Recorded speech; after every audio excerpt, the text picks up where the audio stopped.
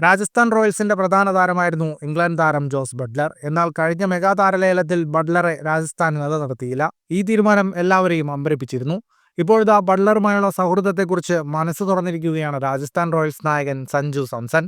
താരത്തെ രാജസ്ഥാൻ റോയൽസിൽ നിലനിർത്താൻ സാധിക്കാത്തതിൽ വിഷമമുണ്ടെന്ന് സഞ്ജു വെളിപ്പെടുത്തി. രാജ്യാന്തര നിലവാരമുള്ള ക്രിക്കറ്റ് കളിക്കാനുള്ള അവസരം മാത്രമല്ല IPL, വിദേശ താരങ്ങളെ ഉൾപ്പെടെയുള്ളവരെ പരിചയപ്പെടാനും അവരുമായി ഉറ്റ സൗഹൃദമുണ്ടാക്കാനും IPL-ലൂടെ സാധിക്കുന്നു. അത്തരത്തിൽ എന്റെ ഹൃദയത്തോട് ചേർന്ന് നിൽക്കുന്ന സുഹൃത്താണ് ജോസ് ബട്ട്ലർ.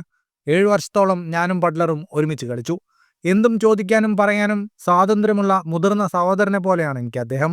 ഈ സീസണിൽ അദ്ദേഹത്തെ വിട്ടുകളഞ്ഞതിന്റെ വിഷമത്തിൽ നിന്ന് ഞാൻ മോചിതനായിട്ടില്ലെന്നും മലയാളി താരമായ സഞ്ജു വ്യക്തമാക്കി.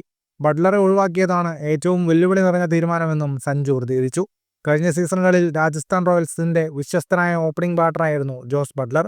രാജസ്ഥാൻ നിലനിർത്താതിരുന്നതിനെ തുടർന്ന് താരലേലത്തിൽ പങ്കെടുത്ത ബട്ട്ലറെ ഗുജറാത്ത് ടൈറ്റൻസ് ആണ് വാങ്ങിയത്. 15.75 കോടി രൂപയാണ് ബട്ട്ലർക്ക് ലഭിച്ചത്. ലേലത്തിലെ ഏറ്റവും ഉയർന്ന വില ലഭിച്ച വിദേശ താരമാണ് ബട്ട്ലർ. കൂടുതൽ ക്രിക്കറ്റ് വാർത്തകൾക്കായി ചാനൽ സബ്സ്ക്രൈബ് ചെയ്യൂ.